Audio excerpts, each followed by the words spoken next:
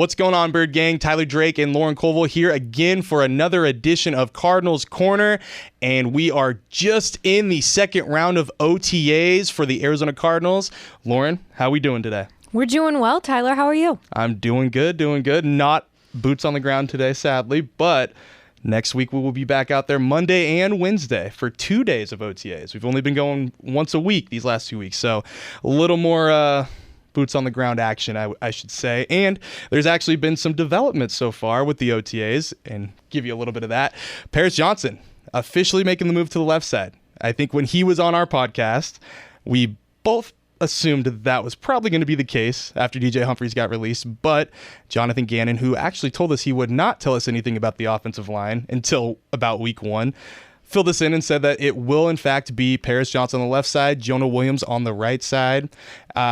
They're obviously still working through things, so maybe things change, but right now that's the blueprint. What are your initial thoughts with that?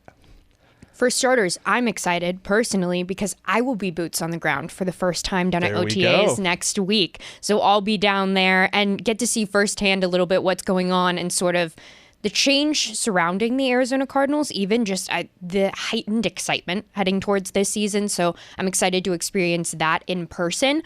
Also, see what's up with Paris. When he was on the pod talking about if he was going to move to left, he seemed totally calm, chill, at ease with the idea that that could possibly happen. So I'm excited to see how that line shapes up heading into the regular season. Yeah, and I can tell you right now, he is still very much the same. Calm, cool, collected. He's very much ready to go. He's actually, when we were talking to him, that was pretty fresh off the Humphries release. I can't talk today. But he actually spoke a lot about, still getting a lot of that leadership from him. And now he's taking that to the next step. He's actually enacting what he wanted to do from when he was talking with us. So really cool to see that. You can even tell, he just seems more of like a leader, more confident out there during the open portion of what we can report on. He's leading drills. He's leading the group to the next thing. So really, a lot of potential there for Paris to really take that next step as a leader, especially with DJ gone and being that left tackle now. So, which is so exciting because he's only in his second season. Right. I think sometimes because of his maturity and the fact that he played every single snap last season, we're like, yes, he's a veteran. We can move him, no problem. Even the way he speaks at the podium, the way he spoke at the podcast, even towards the end of last season, he has this very mature, serious, high football IQ, and being able to move somebody who was so confident and solidified their role to the other side of the line this year and seem that he has no major issues with it at all is a huge testament to his abilities. Yeah. He's just, and that's the thing too, and something that really stuck out to me when he was talking with us on Tuesday was just, he wants to be a captain. Like that is one of his things he's aspiring to be. He's never been a captain. High school, he wasn't a captain. College, he wasn't a captain. He was even like, I kind of realized I wasn't going to be, but I'm also one of the best tackles in the country, so what's going on here? But now he's actually got that chance, but even if he doesn't get captain, he's still very much going to act like he's a captain and be that leader. So just another step forward. You're really seeing kind of what that blueprint from last year was of getting these guys in who can immediately make an impact, and Paris Johnson fills that 100%. And with that, let's just keep it on that too. The mentality, the mindset, the feeling, like you mentioned, it's different. Last year, it was different from the year before, obviously. There was a lot of things that changed. This year, though, it just seems like even more of a cohesive unit between everybody. I mean, even the new guys, the rookies, the 12 rookies in that batch of a rookie draft class, plus the free agents. There's a lot of new faces in this building, but at the same time, it doesn't feel like everyone's kind of trying to pick up and go as fast as they can. Like, it just seems like there's a much more concerted effort to move as one. Everybody knows what they're doing. The coaching staff knows what they're doing. Players know where to fill in at. It just seems so different than it was 2 years ago. And it's wild to see what a couple of changes up top can really do to the rest of the team. And I think the proof of that is the fact that we've had rookies last year who came in, the rookies this year who came in, talking about being violent, being physical, playing together as one. All things that Jonathan Gannon preached last season and continues to as sort of his coaching mentality, his motto, if you will. And all these young guys coming in and saying exactly the same thing. It is such a unified vision for what they want the team to be and how, as you said, they're going to move as one. It seems the first time in a while that the Arizona Cardinals have sort of all put up one face and one front, and it's very believable, and you can tell that they are moving towards very specific goals. Yes. Yeah. Nothing seems fabricated. No. Not whatsoever. I mean, like you said, it's almost boring because everyone's saying the same thing. Exactly. And going back to sort of the cliff time, it felt like towards the end of his tenure, everybody was sort of speaking about each other without doing it. Yes. And even on social media, people calling other people out and then being like, no, that's not what I mean. And then they look at you and you're like, that's exactly what you meant. You just don't want to admit it.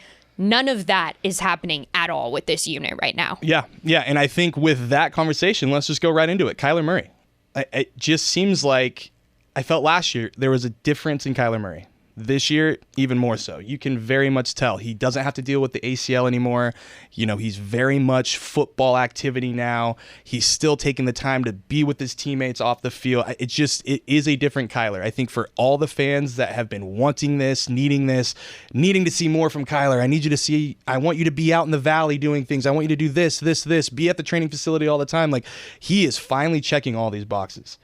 And it's interesting because you can still, you still hear the chirps of, is he a leader? Is he not a leader? I think Bryce Butler's the big one right now, even though he never played with Kyler. That was interesting. We won't get into that though, but just his turnaround is evident, in my opinion, and everybody's been asked about it. James Conner's been asked about it. James Conner's been with Kyler Murray in multiple places. OKC, they were at the game together. James Conner has a terrible three-pointer, but he also said that we would all airball it too, so that was nice. And we've all airballed it before, so fair. His was just on TV or on a screen. Video? On video, yes.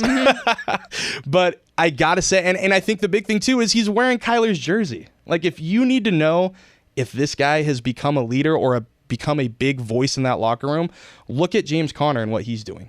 James Conner is the biggest leader on that team, I would say, in my opinion, 100%. The way he holds himself, the way he asks for just how he's accountable, and everyone just gravitates towards this dude. The fact that he's doing that stuff, I think, speaks volumes to the, I guess, evolution of Kyler Murray. Not saying that he wasn't doing these things before, but it's much more out there. There's no like hiding behind, like there's no hiding away from it. Like, yes, this is Arizona. I'm hanging out with my guys. We're doing this team first, like bought in. And I think James Conner said it best because somebody asked him, like, how is Kyler doing as a leader? And he said, the environment. I think the environment's changed. And that was something when he first came to town, he was even like, who's the leader here? And now he's seeing who's taking on the leadership role. On top of him alone, it's also Kyler Murray. And I think Kyler deserves to get his flowers this time around because this has been something that fans have been screaming for since really he got drafted. Since he got drafted, and especially since he got the contract extension. Yep. He got more money, he got extended. It was, okay, we're locked into Kyler. And now, how is he going to prove to the fan base and prove on the field that he was worth that? And he hasn't really. The ACL injury obviously slowed him down. And towards the end of last year, still, I think of last year as a really hard year to judge anything because you had a new head coach, you had a quarterback coming off of a serious ACL injury, you had multiple key parts of your offense and your defense start to go down while other parts majorly picked up. Trey McBride's breakout season, but at the same time, you have Michael Wilson go down, you have James Conner go down. The defense struggle. Exactly. Yeah. So it was a really hard year to judge. This year feels like that fresh start for everybody. It feels like that fresh start for Gannon, for Kyler, for everybody in that team. And Kyler's really embracing that. He's a quiet leader. You're not going to hear him be incredibly vocal, but he's never been vocal while he's been with the team. He isn't some guy who goes out there and calls people out publicly or calls them out on the field much at all. And so I'm excited to see this evolution for him to become a leader. And like you said, James Conner, certified leader of the team. In my head, when I think of the leader, I think of him. He's a guy who has so much experience and has so many people bought in. You start to hear other people on the team talk about him. They're like, oh yeah, James told me how to do this. James told me how to do this. You're like, yeah, that makes perfect sense. And the fact that he's backing Kyler up in his own journey is really exciting to see. And I'm also intrigued to see just generally speaking, what Kyler's leadership style is going to be like. Like, how is that actually going to form itself? Yeah. I think you said it good. He's a quiet leader. He likes to show you what he's doing, not tell you what he's doing.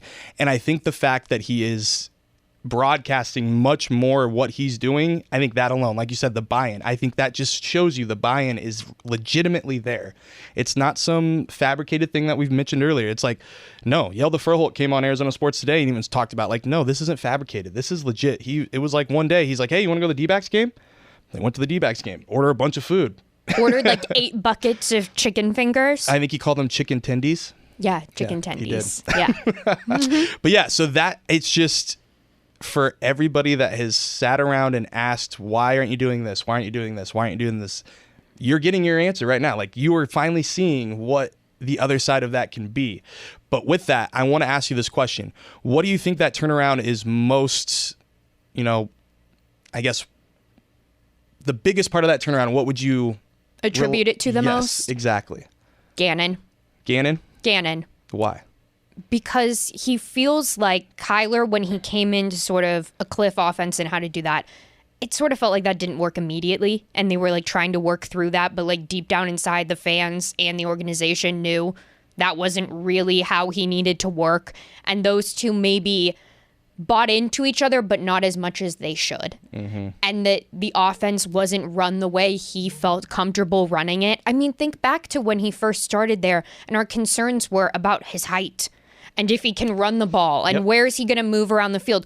I still had all those concerns for years removed from his first year here.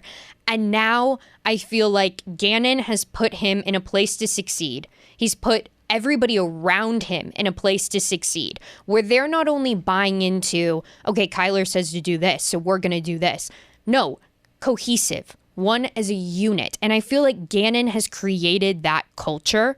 And once again, I think the proof of that is those rookies coming in and speaking exactly like Gannon. It's like they hand everybody a book and they're like, hey, say this, like quote these things, because they're all saying some version of exactly the same thing. And it's really rewarding and refreshing to hear them speak that way. Mm-hmm. And I think that the Gannon culture that he's created has helped benefit Kyler and those around Kyler. So there isn't any inner tension, which is leading to Kyler's own personal success and growth. Yeah. I like that. This is a tough one because I wanted to just go with one answer because that's what the biggest part of it. So you're going to cheat and go with two? I am going to cheat though. Okay. Because I think you've got to really take into account the adversity he's faced. I think taking that step back, dealing with that ACL tear, dealing with the rehab, dealing with being away from the game, dealing with not being with your teammates the way you envisioned it being, dealing with all the changes that you've had to go through with the coaching staff and front office and everything. I mean, teammates too. Like, there was a lot there in a span of a very short time. So I think that on top of getting a Monty Osfort, Jonathan Gannon, who were already aligned with the same type of foundation, culture building, accountability. That's the big one. And I think it might get lost through all the shuffle, but them making him change his footwork, I think was something that maybe he realized, like, okay, we're changing things up. I need to be accountable. I want accountability. This is how you be accountable. And I think he's taken that kind of aspect and has continued it on and has really gone in lockstep. He's never going to tell us exactly. Like, let's be real. He's never going to go back and say anything about the old regime to make that a soundbite. Let's get that out of the way now. But 100% from everything you've seen from him since really this new regime's come to town shows you right there that he's never been more in lockstep with the organization, with the Cardinals, than he is right now. And that's huge. But with that comes a lot more pressure because, like you mentioned, everybody around him's better too. There's talent on this team now. This isn't last year. You can't be okay with 4 wins. If you don't double, I think that you've got to consider that a huge failure. You've got all the weapons. You've seen this offense be one of the best offenses in the league for the last couple weeks. You've got to use momentum. We know JG doesn't like to use that, but you've got a number 1 receiver now. A legit number 1 receiver, a wide receiver room that looks completely changed with very good pieces, a running game that is one of the top ones in the league. Kyler's got to deliver now. This is great. It's a great offseason to see him really take that next step as a leader, fight through that adversity, really get his flowers. Now it's time for him to take that next step. Like this, we can't keep talking about, oh, he's doing great things off the field. It's time to actually do it now. And he's got all the tools. We just got to wait and see if that happens. We do. And that's the question. That is the question. But that's also what makes this season so exciting. And that's why everybody's so excited for it. I mean, fans included, me included, other people in the NFL. I mean, there's been a little bit more national attention on the Cardinals down at OTAs. I mean, NFL Live was covering them today when I came into the office. And just talking about, hey, look, MHJ's out there. Look, James Conner's out there. Look at all of these players that are different than just what the Cardinals had last season, or they're healthy now, and let's see what happens. And there's a tangible excitement around, and I think that is justified. I hope that it's proven itself week 1 in Buffalo. Yeah, I mean, that's a great litmus test. Buffalo's not an easy team to knock down, even if they've got some changes going on their own side. But if they can really go in there and show on the road they know what they're doing, I mean, the expectations are only going to rise. And that, like they've said, this is the new standard. They've got to continue to meet this thing now. So it's really on them, and it is going to be exciting because there's a lot of ways this could go. They could go on a run. Who knows? I mean, you get through the first 6 weeks, 500. That's not bad. No, not bad, because the front half of their schedule is the harder half than the back half. So if they come out 500 from the top half, I need to reevaluate my record prediction. Yeah, yes, you do. Yes.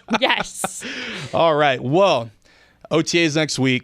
We'll wrap up there. After that, a little bit of a break and then training camp.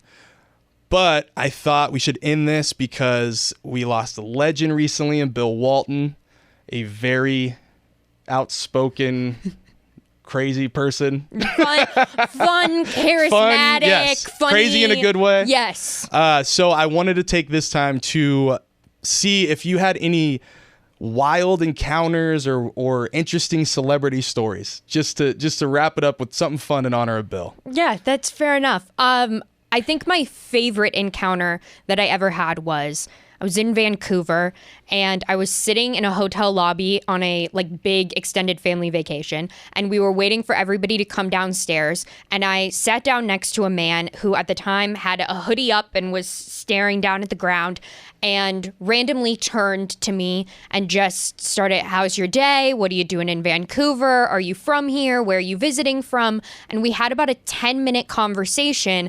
And at one point I turned over and eventually looked at him directly in the eyes, and I went, "That's Chris Martin, lead singer of Coldplay." Wow. And he was one of the sweetest, nicest guys I'd ever met. He stood up, and at the very end, he turned back and said, "Hey, hope you have a nice day," and walked out the lobby doors. That's cool. I never acknowledged that I knew who he was. Okay. Which I think left... That's fine. Yeah, it left the encounter almost sweeter to me because it felt more genuine. Like he had no idea that I knew who he was. Yeah. But that is the one that sticks out in my head. You weren't part of the Darren Waller music video? No, I wasn't. I could do a whole, before we started this, I turned to you and I said, I could do a whole podcast breaking down scene by scene. We could put it up here. Yeah, we could. Give me a clicker.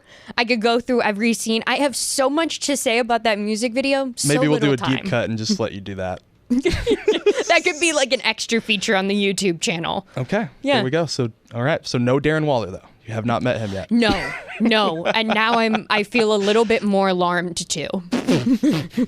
All right. So I've got a couple, and it's funny. Okay. So a little disclaimer. So back home, Northern California, there used to be a celebrity golf tournament, and they used to get a bunch of old players, NFL players to come and play in it. So I had a lot of time, running memorabilia back and forth for the hotel, like having them sign stuff for whatever they're using it for. But some of them were really funny. Like I had one where Dwight Clark and Joe Montana.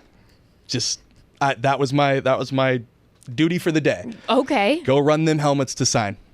So at the end of it, they're signing them. They're like, "Hey man, you take this one."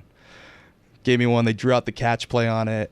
So I'm like, I got to ask these guys a question. Got to ask him a question about this. It's like, was this the best moment in your run to the Super Bowl that year?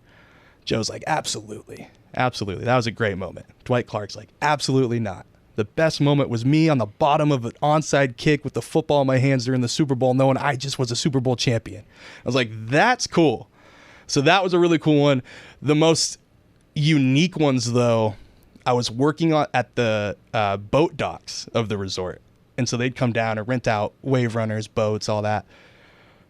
Look up and see this guy with white hair come down. I'm like, okay, it's Ken Stabler. I'm like, okay, what's he need? Nobody's telling me he's coming down here. Comes down, he goes, hey, man, they told me to come down here and talk to you about fishing because I'm trying to go out there and fish. And for those of you who don't know, I used to bass fish professionally back home. So I know a little bit about Clear Lake, California. Shout out to Kelseyville. So he's like, I don't want to bass fish, though. I want to crappie fish. I was like, oh, no. Don't know that one. But yeah, ended up taking him out on a pontoon boat and going crappie fishing. What was that like? It was, I wish I had more to talk to him about football. That's the one thing I'm always like, because I was all talking about fishing. That's all I wanted to talk about. Yeah, all right. But that was awesome. Very, very cool. I got to play golf with Jerry Rice. That was fun. I feel bad for that guy because he got hounded by people. Yeah, I'd imagine. But I got to finish it with one more. Bill Walton himself. Oh. I actually got to cross paths with him during a Suns-Kings game. And it was the year that the Kings were almost going to relocate to Seattle. Mm-hmm. So in my eyes, that was my last Kings game I was ever going to watch. And so Walton was doing the game. After the game, met with a bunch of us, took pictures, and it was so funny because he was so happy to see all the Sacramento Kings fans, but a couple of Seattle Supersonics fans tried to sneak in down there. Mm-hmm. He's like, I love everybody here. We can do it. You got to take that off. We're not doing that. Like, we can't do that. And everybody was like clapping, and it was just so funny because he wasn't trying to be disrespectful, but at the same time, he's like, hey, man, we're not trying to take another team from another place. Don't be doing that. Leave it alone. Like, so got to give a shout out to Bill there. But yeah, those were a couple of mine. Got a couple more. I never met Bill, but my sister is currently at UCLA. Okay. And he was there all the time doing games. And last year, I went to UCLA for a basketball game at Pauley. And I saw Bill Walton as I was coming into the arena. And he was carrying one of those little, about this big, red, like patent leather backpack.